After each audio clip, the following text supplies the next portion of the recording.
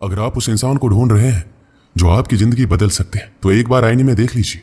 खुद से ज्यादा हमें कोई नहीं बदल सकता।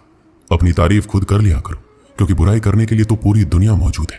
क्रोध एक ऐसा तेजाब है जो जिस चीज पर भी डाला जाता है उससे ज्यादा उस पात्र को नुकसान पहुंचाता है जिसमें वो रखा जाता है। बहुत मुश्किल नहीं है जिंदगी की सच्चाई समझना। जिस तराजू में दूसरों को तौलते हो, कभी उस पर खुद बैठ कर देखना। जलो वहां जहां जरूरत हो। उजालों में चिरागों के मायने नहीं होते। किसी को हरा देना बेहद आसान है, लेकिन किसी को जीतना बेहद मुश्किल। जिम्मेदारियां इंसान को वक्त से पहले बड़ा बना देती है। समय वह है जिसे हम सबसे ज्यादा चाहते हैं, पर जिसे हम सबसे गलत तरीके से उपयोग भी करते हैं। त्याग के बिना कुछ भी पाना संभव नहीं है। एक सांस लेने के लिए पहली सांस छोड़नी पड़ती है। पतझड़ में सिर्फ पत्ते गिरते हैं। नजरों से गिरने का कोई मौसम नहीं होता।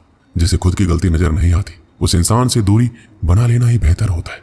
जिनका दिल साफ होता है, दुनिया गलत साबित उन्हीं को करने में लग जाती है। जीवन में सबसे अच्छा सबक आप ये सीख सकते हैं कि कैसे शांत रहना है। यदि आप अपने सपने को पाने की हिम्मत रखते हो, तो आपका हर सपना सच हो सकता है। समस्याएं देखकर जीवन में कभी हार मत मानो। क्या पता इसी समस्या के अंदर तुम्हारी एक बड़ी शुरुआत छुपी हो। अगर कष्ट बड़ा है तो कामयाबी भी बड़ी ही मिलेगी। भीतर क्षमा हो, क्षमा निकलेगी।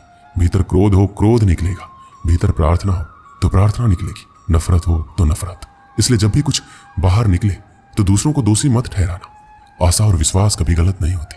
बस ये हम पर निर्भर करता है कि हमने किससे आशा और किस पर विश्वास करना है। विचारों की खूबसूरती कहीं से भी मिले चुरा लो, क्योंकि चेहरे की खूबसूरती तो उम्र के साथ बदल जाती है, मगर विचारों की खूबसूरती हमेशा दिलों में अमर रहती है। जब हम कोई भी कार्य भगवान की याद में रहकर करते हैं, तो उसमें भगवान की शक्तियां हमारी मदद करती हैं और हमारी सफलता निश्चित हो जाती है। अपनी परिस्थिति परमात्मा को सौंप दीजिए, क्योंकि जितना आप जीवन भर में कर सकते हैं, उससे कहीं ज्यादा वो एक पल में कर सकते हैं। जिस इंसान को भगवान पसंद करते हैं, जिसे वो अपना खास बनाना चाहते हैं, उन्हें वो हमेशा असफल रखते हैं, हमेशा उनकी जिंदगी में मुसीबत डालते हैं। अगर आप हार रहे हो तो ये बड़ा संकेत है कि भगवान के उन खास इंसानों में से आप एक हो जिन्हें वो आगे पहुंचाना चाहते हैं। दुनिया में कुछ ऐसे इंसान होते हैं जिन्हें आप कितना भी प्यार, मान, सम्मान दो, फिर भी क्या करते हो? सिर्फ धोखा ही देते हैं, क्योंकि आप लोगों की फितरत कभी नहीं बदल सकते। पत्नी पसंद से मिलती है, मगर माँ बाप तो पुण्य से मिलते हैं। उनकी परवाह मत करो जिनका विश्वास वक्त के साथ बदल जाए। परवाह सदा उनकी करो जिनका विश्वास आप पर तब भी बना रहे जब आपका वक्त बदल जाए। रिश्ता चाहे जो भी हो, मजबूर नहीं मजबूत होना चाहिए।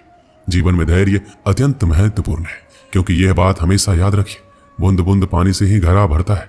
मन की सच्चाई और अच्छाई कभी व्यर्थ नहीं जाती। ये वो पूजा है जिसकी खोज ईश्वर खुद करते हैं। सुख हमारे अहंकार की परीक्षा लेता है, जबकि दुख हमारे धैर्य की। दोनों परीक्षाओं में उत्तीर्ण होकर ही हमारा जीवन सफल होता है। प्यार और सम्मान दो ऐसे उपहार है, अगर आप सभी को देने लग जाओ तो बेजुबान भी छुप जाते हैं। जिस दिन तुम्हें अपना मूल्य पता लग गया, उस दिन के बाद तुम किसी के द्वारा की गई निंदा या प्रशंसा से कोई फर्क नहीं पड़ेगा। संपूर्ण संसार में दुख से बड़ा कोई मित्र नहीं, क्योंकि दुख ही है जो इंसान को ईश्वर की याद दिलाता है।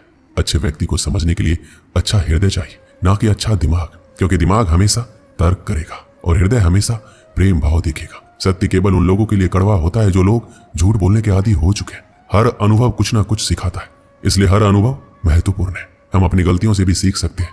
पेट में गया हुआ विष केवल एक मनुष्य को मारता है, परंतु कान में गया हुआ विष कई संबंधों को मार देता है। अपनी नजर हमेशा उस चीज पर रखो जिसे तुम पाना चाहते हो, उस पर नहीं जिसे तुम खो चुके हो। इंसान की आदत है, नहीं मिला तो सब्र नहीं करता, और मिल जाए तो कदर नहीं करता। जिंदगी में सब लोग दोस्त या रिश्तेदार बनकर नहीं आते, कुछ लोग सबक बनकर भी आते हैं। पीठ हमेशा मजबूत रखनी चाहिए, क्योंकि शाबाशी और धोखा दोनों ही पीछे से मिलते हैं। कुछ लोग आपसे इसलिए भी नफरत करने लग जाते हैं क्योंकि आपकी सही बातें उन्हें कड़वी लग जाती है। जो साथ रहकर भी किसी के हो, वो दूर रहे तो ही अच्छा है। किस्मत सिर्फ मेहनत से बदलती है, बैठकर सोचते रहने से नहीं। सिर्फ उसी के सामने झुको, वो किसी के सामने तुम्हें झुकने नहीं देगा। श्री कृष्ण कहते हैं, करने दो जो आपकी बुराई करते हैं। ऐसी छोटी छोटी बातें तो सिर्फ छोटे लोग ही करते हैं। सिर्फ धोखा देना ही धोखा नहीं होता, लेकिन किसी के साथ अपनेपन का नाटक करना, ये बहुत ही बड़ा धोखा होता है। जो आपकी सही बातों का भी गलत मतलब निकालते हैं, उनको सफाई देने में अपना वक्त बर्बाद मत करो। एक दिन शिकायत आपको वक्त से नहीं बल्कि खुद से होगी कि एक खूबसूरत जिंदगी आपके सामने थी और आप दुनियादारी में उलझे रहे। एक बार माफ करके अच्छे बन जाओ, परंतु दोबारा उस इंसान पर भरोसा करके बेवकूफ मत बनो। अपने तो वो होते हैं जिन्हें आपके दर्द का एहसास हो, वरना हाल चाल तो रोड पर आते जाते लोग भी पूछ लेते। मेहनत का फल और समस्याओं का हल देरी से ही सही पर मिलता जरूर है। जब आप दूसरों का अच्छा चाहते हैं तो वही चीजें आपके जीवन में वापस आती है। यही प्रकृति का नियम है। टूटी हुई चीजें सबसे ज्यादा तकलीफ देती है, जैसे भरोसा, दिल, नींद और सबसे अधिक उम्मीद। बस तुम खुद से मत हारना, बाकी सब श्री कृष्ण देख लेंगे। जो इंसान अच्छे विचारों और अच्छे संस्कारों को पकड़ लेता है, उनके हाथ में मानव पकड़ने की जरूरत नहीं पड़ती। वक्त जब न्याय करता है तो गवाहों की जरूरत नहीं पड़ती। माफी मांगने वाले हमेशा गलत नहीं होते। कुछ लोग झुक जाते हैं, पता है क्यों? रिश्तों को बचाने के लिए। इच्छा पूरी नहीं होगी तो क्रोध बढ़ेगा और पूरी होने पर लोभ। इसलिए जीवन में हर परिस्थिति में धैर्य बनाए रखना ही श्रेष्ठ है। कई वर्षों पहले एक राज्य में मिदास नाम का एक लोभी राजा राज्य करता था। उसकी एक बहुत ही सुंदर पुत्री थी जिसका नाम सुनैना था। मिदास अपनी पुत्री से बेहद प्रेम करता था, किंतु उससे कहीं अधिक उसे सोने से प्रेम था। उसके खजाने में सोने का भंडार था। उतना सोना दुनिया में किसी भी राजा के खजाने में नहीं था। इसके बाद भी खजाने में जितना सोना बढ़ता, राजा मिदास की लालसा उतनी ही बढ़ती जाती। उसके दिन का अधिकांश समय खजाने में रखे सोने को गिनने में निकल जाता था। सोने के लालसा में अक्सर वो अपनी पुत्री को अनदेखा कर देता था। दिन पर दिन उसकी सोने की ललक बढ़ती जा रही थी और अधिक सोना प्राप्त करने के उद्देश्य से उसने एक बार अन्न जल त्याग कर ईश्वर की कठोर उपासना की।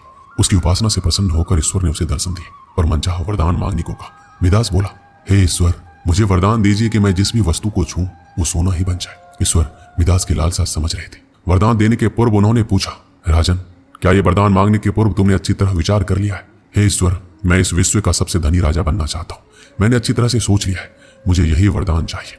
कृपया मुझे ये वरदान प्रदान कीजिए। तथास्तु, मैं तुम्हें वरदान देता हूँ कि कल सूर्य की पहली किरण के साथ तुम जिस भी वस्तु को छुओगे वो सोने की बन जाएगी। आशीर्वाद देने के उपरांत ईश्वर अंतर्ध्यान हो गए। राजा मिदास ये वरदान पाकर खुशी से फूला नहीं समाया। दूसरे दिन सोकर उठने के उपरांत अपनी शक्ति परखने के लिए उसने अपने पलंग को छूकर देखा। वह पलंग सोने का बन गया। मिदास बहुत खुश हुआ। दिन भर वह सुध बुध खोकर अपने महल के हर चीजों को सोने में परिवर्तित करने में लगा रहा। उसे भोजन तक का होश ना रहा। शाम तक वह थक कर चूर हो गया था। उसे जोरों की भूख लग गई थी। उसने अपने सेवकों को भोजन परोसने के लिए कहा। भोजन परोसा गया, किंतु ये क्या, जैसे उसने भोजन को हाथ लगाया वो सोने में परिवर्तित हो गया। अब सोने को तो खाया नहीं जा सकता था। भूख से बेहाल राजा मिदास ने फल खाकर भूख मिटानी चाहिए, किंतु उसके छूते ही वो भी सोने में परिवर्तित हो गया। वह गुस्से से तिलमिला उठा और उठकर बाहर चला गया। बाहर टहलते हुए अपने महल के उद्यान में पहुंचा। वहां उसने देखा कि उसकी नन्ही पुत्री सुनैना खेल रही है। उसका सुंदर मुख देख राजा के मन में प्रेम उमड़ आया। कुछ क्षणों के लिए वह अपनी भूख भूल गया। जब सुनैना ने अपने पिता को देखा तो उसके पास दौड़ी चली आई और प्रेम पूर्वक उससे लिपट गई। राजा मिदास ने प्रेम जताते हुए उसके सिर पर हाथ फेरा और तुरंत ही वह सोने में परिवर्तित हो गई। अपनी नन्ही पुत्री को सोने का बना देख वह दुखी हो गया और रोने लगा। उसने पुनः ईश्वर से प्रार्थना की। प्रार्थना सुनकर ईश्वर प्रकट हुए और उसने पूछा, राजन, क्या हुआ? अब तुम्हें क्या वरदान चाहिए?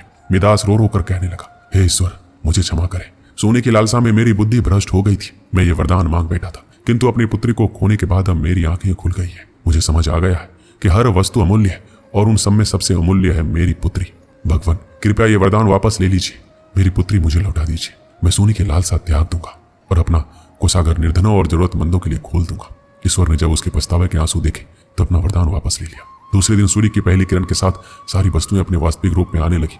राजा मिदास की पुत्री भी अपने वास्तविक रूप में आ गई। उसने अपने वचन के अनुसार अपना कोषागार निर्धनों और जरूरतमंदों के लिए खोल दिया। उसका लोभ खत्म हो चुका था। वो एक संतुष्ट जीवन व्यतीत करने लगा। इस कहानी से हमें क्या सीख मिलती है? धन महत्वपूर्ण अवश्य है, किंतु सर्वस्व नहीं। प्रेम, खुशी, संतुष्टि कभी भी धन से खरीदी नहीं जाती।